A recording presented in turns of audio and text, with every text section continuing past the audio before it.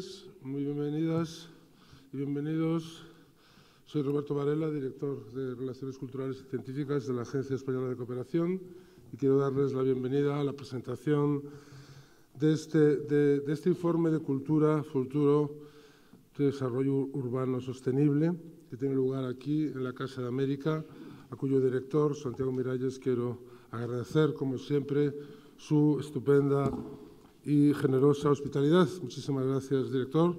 Bienvenidos a todos, embajador, autoridades, embajadora y ponentes. Como ustedes saben, esta sesión se compondrá de dos mesas redondas. La primera,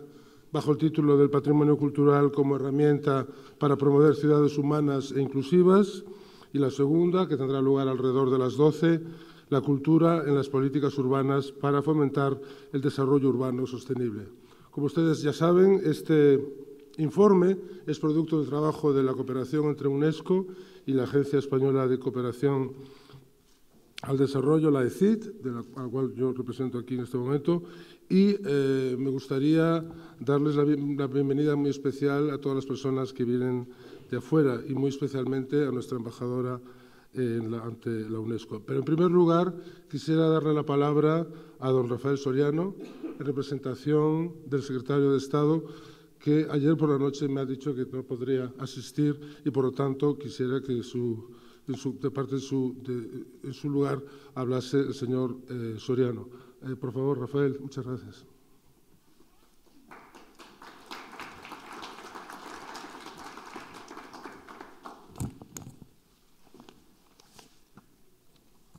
Muy buenos días. Muchas gracias, director. Como les acaba de decir el director de Relaciones Culturales y Científicas de la Agencia Española de Cooperación,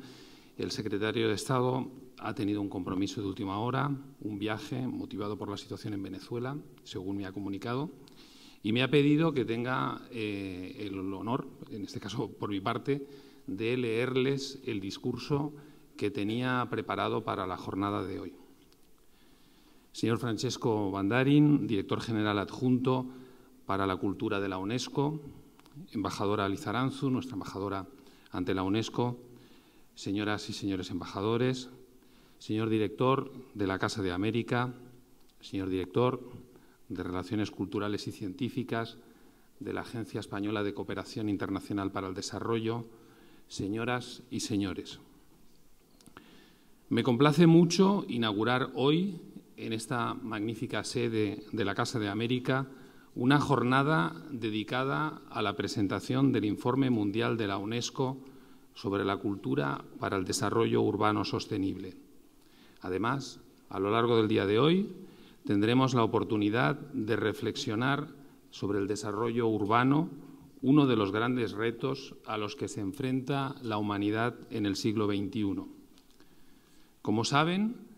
el objetivo 11 de la Agenda 2030 para el Desarrollo Sostenible establece el reto de lograr que las ciudades y los asentamientos humanos sean inclusivos, seguros, resilientes y sostenibles. La Agenda 2030 implica un compromiso común y universal dirigido a transformar el mundo a lo largo de los próximos 15 años, estimulando nuestra acción en las siguientes esferas: personas, planeta, prosperidad, paz y alianzas. Sin duda, todas estas esferas relacionadas con el futuro de nuestras ciudades. En este sentido, me permito subrayarles la importancia de las metas integradas en el ODS 11 y que se refieren a cuestiones tan importantes como asegurar el acceso a viviendas y servicios básicos o el acceso a sistemas de transporte seguros, asequibles, accesibles y sostenibles, aumentar la urbanización inclusiva,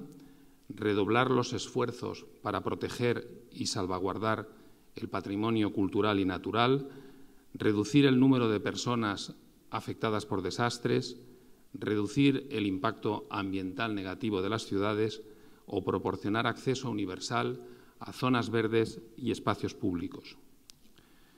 Según datos del Banco Mundial, en el año 1960 apenas un 33% de la población mundial vivía en ciudades.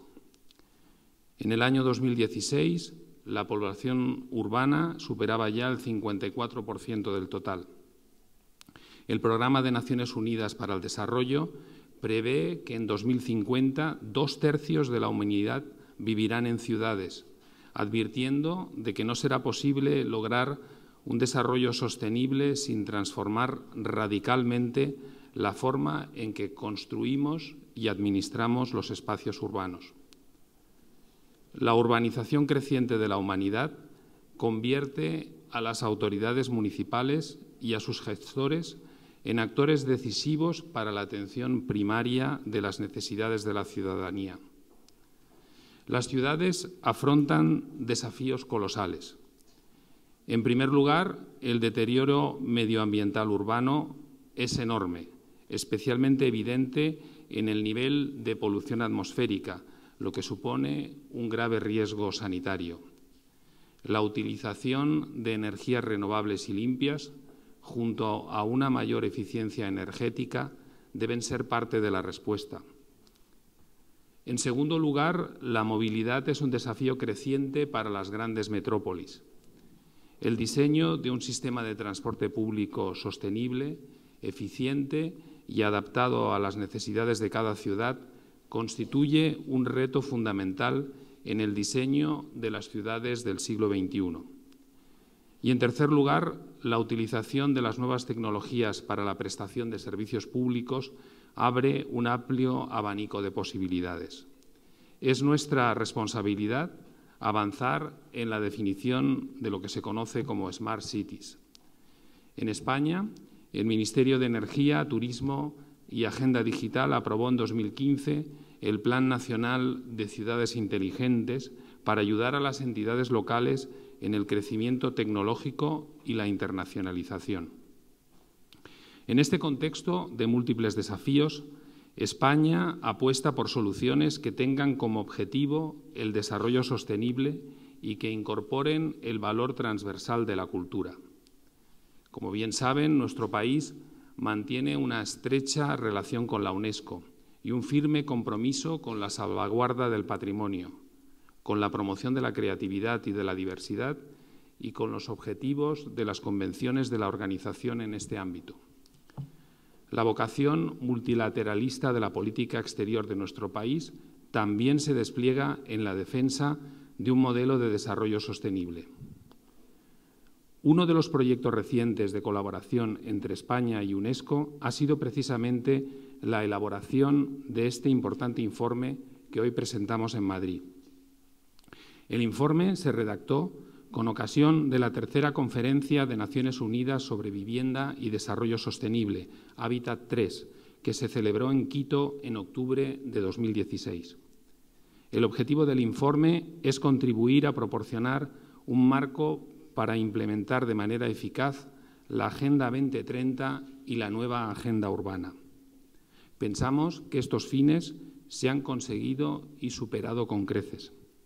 Se trata ya de un documento de referencia traducido a varios idiomas y que ha contribuido a establecer importantes partenariados entre las ciudades y organismos del Sistema de Naciones Unidas, el Banco Mundial, la Organización Mundial del Turismo y, por supuesto, ONU Habitat. Hemos querido, además, vincular este acto a la declaración de 2018 como Año Europeo del Patrimonio Cultural. Me gustaría, además, destacar el valor universal del patrimonio en sus múltiples manifestaciones. Me sumo a la idea que recoge el lema de esta celebración al destacar el papel que deben tener patrimonio, diversidad y diálogo intercultural en la construcción del futuro. España ha sido pionera en considerar a la cultura como una dimensión fundamental de su cooperación internacional. Y en este sentido quisiera mencionar la valiosa trayectoria del Programa de Patrimonio para el Desarrollo. Muchos de los responsables de ese patrimonio, de ese programa, a lo largo de los años, nos acompañan en la sesión de esta mañana. Se trata de un programa que este año cumple 30 años y que se ha convertido en una seña de identidad de la cooperación española por sus evidentes logros. Entre sus líneas de actuación destacan el apoyo a la planificación y gestión urbana y a la ordenación territorial, el conocimiento, difusión y puesta en valor del patrimonio cultural, material e inmaterial, la revitalización y puesta en valor de conjuntos patrimoniales y áreas urbanas deprimidas, y la prevención de daños en el patrimonio cultural por catástrofes naturales y conflictos armados. Nuestra cooperación se lleva a cabo, además, atendiendo a componentes transversales como la revitalización económica equitativa, la habitabilidad básica y la inserción laboral local.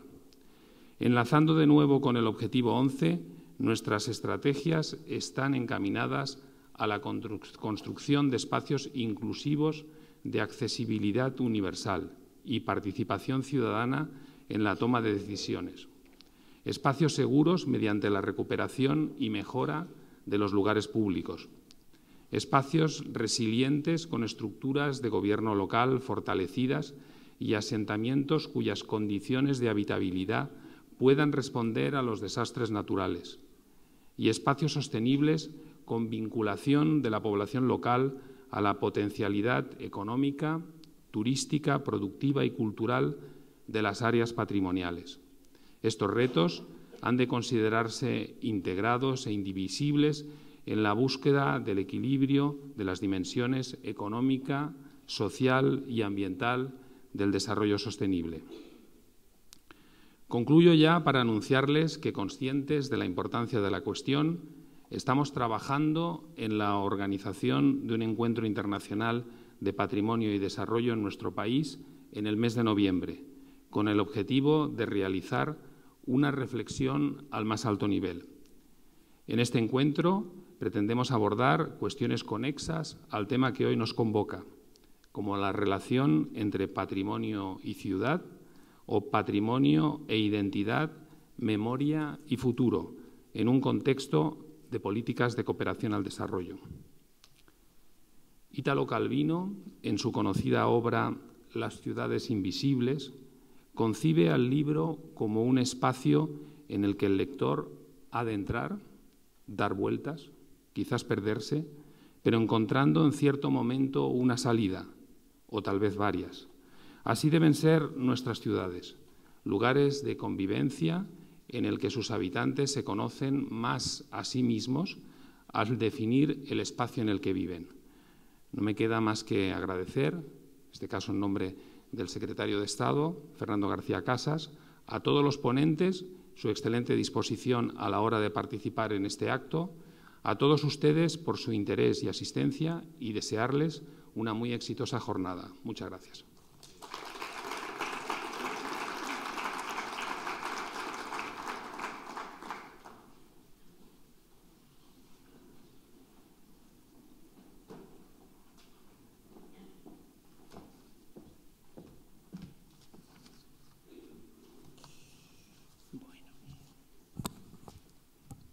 Buenos días.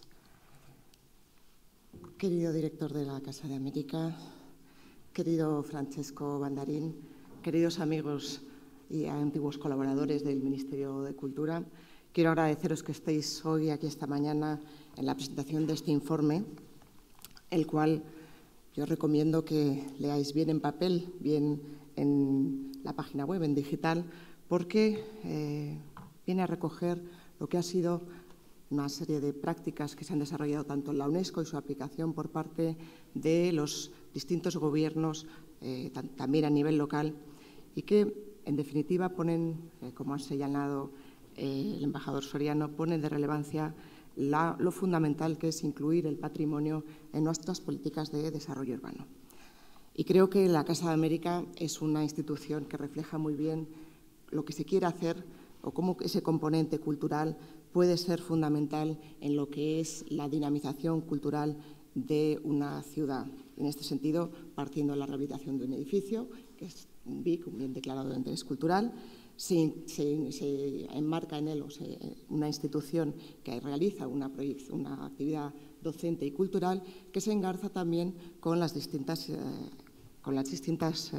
entidades culturales que están a lo largo de ese eje principal eje cultural de la ciudad de Madrid, que es el eje Prado-Reina Sofía. Bien, pues como yo quería explicar aquí por qué se realiza este informe, por qué la ECID y la Secretaría de Estado de Cooperación y para Iberoamérica apoya dicho informe y en qué medida España ha ido aplicando parte de las recomendaciones que se han incorporado en el mismo, adaptándolo un poco a lo que es el caso, digamos, de lo que es la política en materia de patrimonio para el desarrollo de España. El origen, como ha señalado el embajador Soriano, es la UNESCO, que tiene entre sus funciones también, igual que las demás agencias de Naciones Unidas y los gobiernos, colaborar al cumplimiento de la Agenda 2030, ve en este informe para su presentación en la conferencia de Hábitat 3 una oportunidad para recuperar, para poner la cultura como en el centro, digamos, de todo el proceso de desarrollo sostenible. Y yo creo que esto justifica, digamos, plenamente la participación de la ECID, puesto que, como también se ha mencionado, nosotros llevamos trabajando con un programa, el Patrimonio para el Desarrollo, de más de 30 años, que ha contribuido a la rehabilitación de esos centros históricos y que ha hecho más de 200 intervenciones y que se abordará profundamente su recorrido en esa conferencia que han anunciado en noviembre. Entonces, este informe, por lo tanto, de la UNESCO representa su aportación a esta nueva agenda urbana. Y es que creo que además viene a incorporar o a suplantar una carencia que, desde mi punto de vista, tenía la Agenda 2030, y es que la cultura no aparece como un objetivo específico mencionado. Sí encontramos dicho enganche, como se ha señalado, en ese Objetivo de Desarrollo Sostenible 11, que anima a lograr esas ciudades sostenibles, inclusivas, seguras y resilientes. Y, en cierta manera, encontramos a la cultura no solamente en la meta 4 de este objetivo, sino presente en otros objetivos, como puede ser el objetivo 4, en el cual la UNESCO tiene un papel fundamental como coordinador de ese objetivo de lograr una educación de calidad para todos. Bien, pues con este informe la UNESCO prepara su aportación a la conferencia de Quito, y todo ello teniendo en cuenta ese escenario de crecimiento demográfico de las grandes poblaciones que ha señalado el Rafael Soriano, en el cual cada año hay 60 millones de personas que se incorporan a vivir a las ciudades, y se calcula que a mediados de este siglo 2 de cada 3 personas vivirán en asentamientos urbanos. Sin embargo, no parte este informe, de una larga trayectoria en materia de desarrollo que ya había trabajado en la organización, centrándose sobre todo en la dimensión humana. Y por ello, recuerda el informe, en una cita de Aldo Rossi, que las ciudades han de considerarse como lugares de memoria colectivo, porque suponen esa acumulación histórica de acción humana, entorno dinámico y vivo, cuyo pasado influye en el presente y en el futuro. Y la cultura es parte de este impulso dinámico. Recoge también el informe, se me ha olvidado que había traído el PowerPoint, recoge también el informe la evolución del concepto de patrimonio. Pues no sé si funciona. Aquí, los objetivos de la Agenda 2030, el objetivo 11, recoge la evolución del patrimonio, del concepto de patrimonio, que creo que es muy importante, puesto que ya ha consolidado una práctica de protección y de salvaguardia de los centros históricos, de los monumentos de cierta relevancia, pero en la UNESCO ya desde 2011 se aprueba una recomendación sobre los paisajes urbanos culturales que amplían este concepto, digamos, de centro urbano no solamente al casco antiguo, sino que los intentan conectar, abarcar en un concepto más amplio todo el centro urbano en conexión con su entorno y con su configuración geográfica. Yo señalo ahí otro de los informes de la UNESCO que precisamente habla sobre esta recomendación y su implementación, porque lo fundamental es que se pasa, digamos, de un concepto estático de patrimonio a un concepto mucho más dinámico. Y esto es obvio en las ciudades históricas, como puedan ser las ciudades patrimonio mundial, en las que luego tendremos a su presidenta, la alcaldesa de Córdoba, y que puede comentar los retos y las complejidades que supone gestionar este tipo de ciudades con las limitaciones que exige la máxima protección. Pues bien, estos centros históricos, que además representan la categoría que tiene que tiene mayor número de inscripciones en la lista mundial, pero nos hace también obviar el hecho de que la mayor parte de los centros urbanos no tienen esta protección y que hay que hacer un hincapié en la protección de los mismos, de su patrimonio cultural. La estructura del informe, como se ha señalado, la estructura del informe. Bueno, la estructura del informe sigue un enfoque que lo llaman de las 3P. En castellano no funciona, pero en inglés sí. En primer lugar, hace un estudio comparativo geográfico de las distintas prácticas que se han hecho en las ciudades en toda la geografía mundial, y en segundo lugar, hace un enfoque temático con esta mención de las 3Ps, haciendo referencia a los distintos elementos del desarrollo, a las personas, a los entornos, en inglés places, y a las políticas. Bien, pues en este recorrido geográfico que hace el informe, yo me voy a centrar solamente en aquellas áreas en las que España tiene una mayor presencia, porque ha actuado en particular a través de este programa que he mencionado, Patrimonio para el Desarrollo. El panorama internacional lo que hace es simplemente recoger, hacer un análisis por primera vez sistemático, y yo creo que esto es lo más relevante, de cuál es la situación de la protección y de la salvaguardia del patrimonio en su concepto amplio en las distintas regiones. Y ofrece además casos de estudios que permiten ver cómo han sido las respuestas de las distintas comunidades, y vemos, en todo caso, que hay un elemento común, que es se ha consolidado la preocupación por la protección del patrimonio cultural material e inmaterial, y hay un creciente interés por parte de los gobiernos a todos los niveles, comunidades locales y también por la sociedad civil, por la salvaguardia del mismo.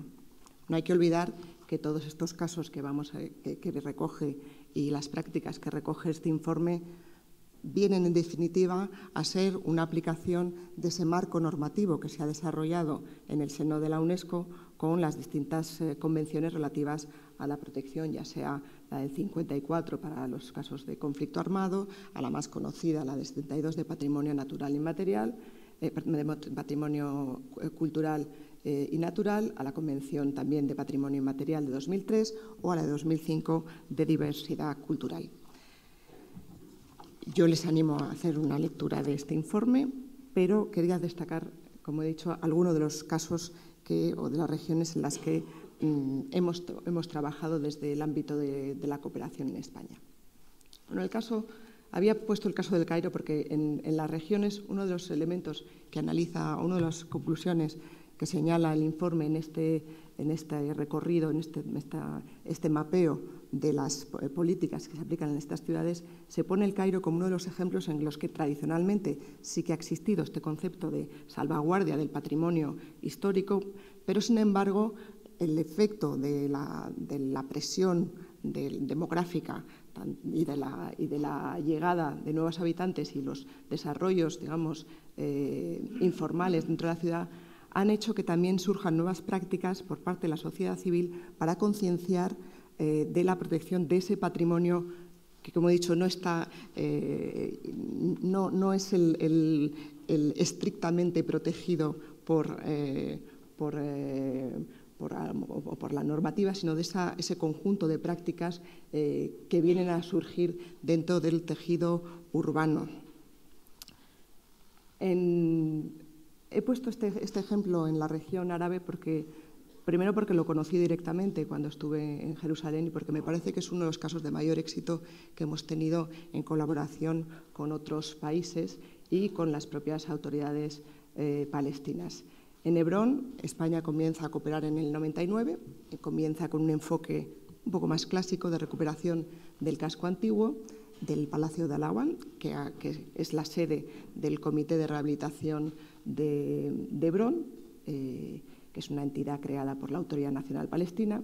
y la idea es cómo en una ciudad de unos 250.000 habitantes, con un casco histórico protegido y que ha sido declarado Patrimonio Mundial recientemente, se ha producido por el incremento de la población un abandono del centro histórico, se han ido hacia esas poblaciones que vemos, hacia el exterior de la ciudad, y lo que se quiere hacer es evitar la despoblación de ese casco histórico, evitar el deterioro que supone el abandono del mismo y, al mismo tiempo, preservar todo ese acervo cultural. Se pasa al inicio de una intervención muy patrimonial y se va incorporando, como ha hecho la ECID en otras zonas como en América Latina, con una escuela-taller que permite la formación de trabajadores para que aprendan también a la propia rehabilitación de su casco antiguo, con programas además de creación de empleo, con lo cual se genera una dinámica económica importante en la ciudad. Y, por último, se complementa con otros programas, como el programa ZAR, que lo que intenta es ver también qué ejercicio se puede hacer pues, de documentación, de elaboración de planes de protección. Y digo que es un caso de éxito no solamente por la recuperación que ha habido de parte de ese patrimonio, aunque esté en la lista de peligro, pero también porque ha supuesto un retorno de la población a dicho centro. Otro de los elementos que quería destacar es la estrategia de la UNESCO, que viene mencionada también en el informe, para la protección de la cultura y de la diversidad cultural, del patrimonio y la diversidad cultural en las zonas de conflicto. Lamentablemente, uno de los fenómenos que no es nuevo, pero que sí se ha producido con gran intensidad, ha sido la destrucción sistemática del patrimonio en zonas como Palmira, Alepo o en Irak, y cómo se ha ido a atacar lo que es la propia identidad de los pueblos a través de la destrucción de su patrimonio. Y en este sentido, España, junto con Italia, impulsó la elaboración de esta estrategia, que luego ha adquirido poco a poco una mayor relevancia e incluso se ha llegado a lograr, como es el caso más reciente, el elemento de la cultura en las estrategias de seguridad. El caso de la recuperación de los 14 mausoleos de Timbuktu también es otro de los casos de éxito de la UNESCO en cómo se puede, a través de estos programas, evitar la pérdida de ese patrimonio cultural. En África subsahariana no es el único fenómeno que encontramos. Yo creo que lo que destaca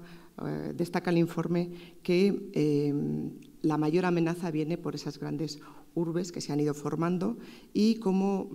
ponen en peligro las prácticas comunitarias y el sentido de pertenencia a las comunidades. Y en este sentido se ha hecho un gran esfuerzo a nivel también local por los gobiernos de prestar mayor atención a los procesos que se están haciendo en los asentamientos informales de las ciudades y también en recuperar prácticas tradicionales de la cultura, como puedan ser los casos en Burkina Faso de la recuperación de la arquitectura de la arcilla.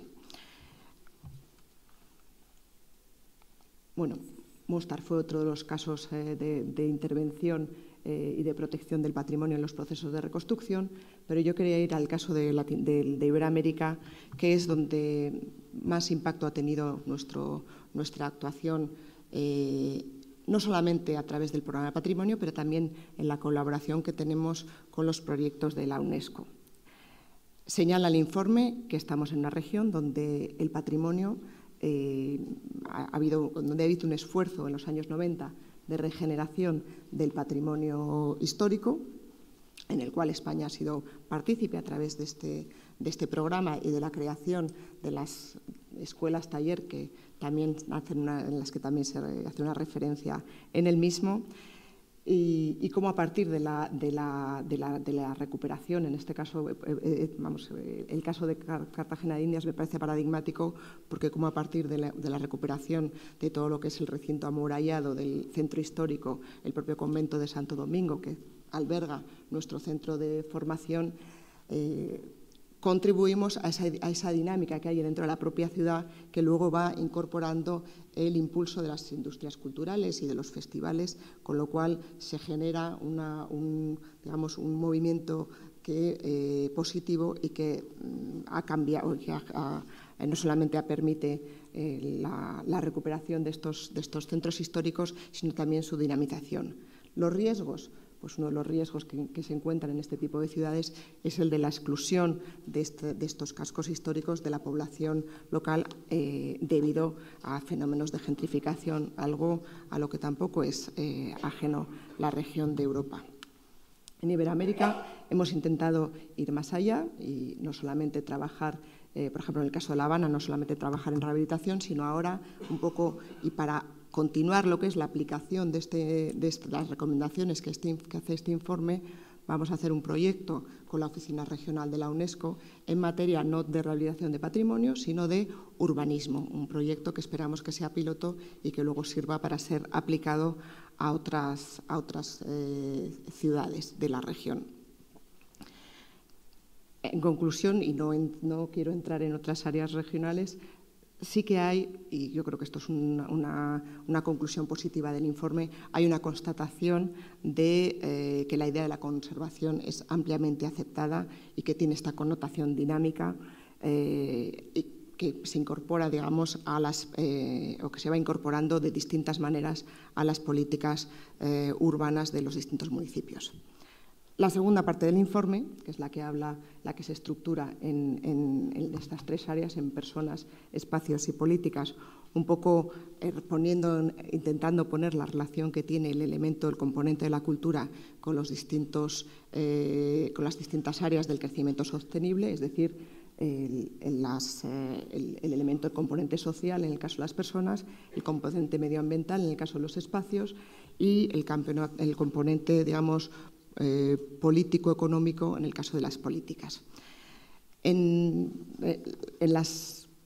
el análisis temático se saca una serie de conclusiones y de recomendaciones que traslada este informe y que se estructuran en torno también a estos tres ejes. ¿Qué es lo que nos dice el informe? Pues que tenemos que intentar integrar la conservación en las estrategias de regeneración urbana para mejorar la habitabilidad, pero respetando las identidades. En segundo lugar, nos señala que a través de estas políticas debemos promover la creatividad y la innovación en el desarrollo urbano para mejorar la calidad de la vida local. Y en tercer lugar, señala en el ámbito de las personas también que hay que fomentar la cultura como una de las vías para promover el diálogo y la cohesión y generar unas sociedades pacíficas y tolerantes. En ese sentido, se plantea también la cultura como un instrumento de diálogo en estas nuevas ciudades mucho más diversas por este incremento de su población. Respecto a las acciones en los entornos urbanos, pues lo que se promueve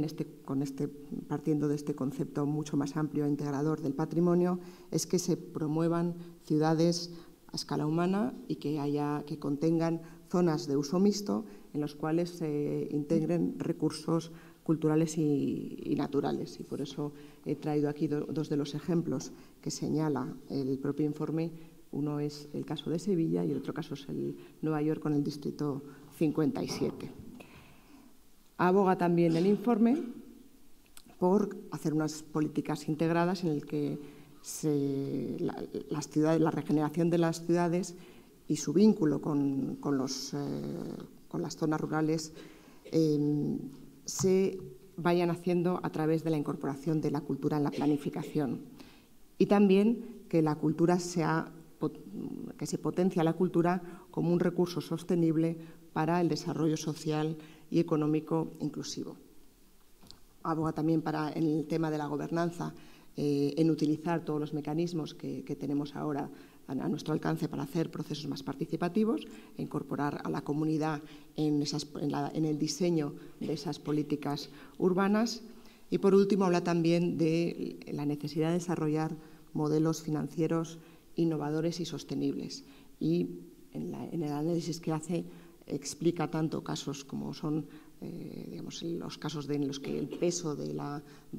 apoyo de las estructuras estatales es fundamental, como es el caso de Europa, y en otras regiones donde la entrada la financiación por parte del sector privado va generando nuevas iniciativas que dinamizan las ciudades. En su última parte, el informe hace una pequeña referencia al trabajo que hace la UNESCO a través de sus instrumentos, y uno de los instrumentos más útiles que tiene la UNESCO son esas redes, ya sean las redes de ciudades, ya sean las redes de las cátedras o ya sean las redes que constituyen los centros. Y en este sentido hace una pequeña panorámica de todas las redes que están incluidas tanto en la red de ciudades creativas, la coalición de ciudades inclusivas y sostenibles, la red mundial de ciudades del aprendizaje o el programa MAP para las ciudades sostenibles. Y según me comentaba Francesco Bandarín, una de las ideas que estaban trabajando la UNESCO es ver cómo podemos hacer un encuentro en el que sea la ciudad, que sean las ciudades las que, digamos, haciendo un seguimiento de este informe, se involucren otra vez en el análisis, en el debate del papel que debe jugar la cultura en la política urbana. El seguimiento que ha tenido desde su publicación en 2016, por un lado, hay que decir que la UNESCO está presente en todos los foros en los que se tratan los temas de urbanismo, y en la última reunión, que fue el pasado mes de febrero en Kuala Lumpur, en el Foro Mundial Urbano, se reiteró en dicho encuentro este consenso que ya ha surgido de la voluntad de integrar la cultura en las políticas urbanas. Por último, simplemente quería señalar que la relevancia, o sea, lo que sí demuestra este larguísimo informe es que la relevancia que tiene hoy en día, si nos vamos a cuando surgen las primeras convenciones en esta materia, en la protección del patrimonio cultural material e inmaterial, la protección de la diversidad cultural, la importancia del desarrollo de las industrias culturales, queda patente en este informe. Y para concluir, simplemente quería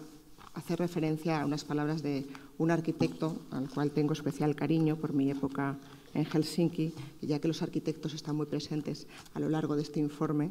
pues mencionar algo que Álvaro Aalto, que ya en los años 30 comenzaba a diseñar sus edificios integrándolos en ese contexto natural. Él hablaba que el equilibrio de nuestro entorno, de nuestras ciudades y de nuestros pueblos, de nuestras arterias de tráfico, de la naturaleza y de todos los elementos que conforman el contexto en el que vivimos, es un signo real de cultura. Esto lo escribió en el 55 y yo creo que 60 años después sigue plenamente vigente. Muchísimas gracias.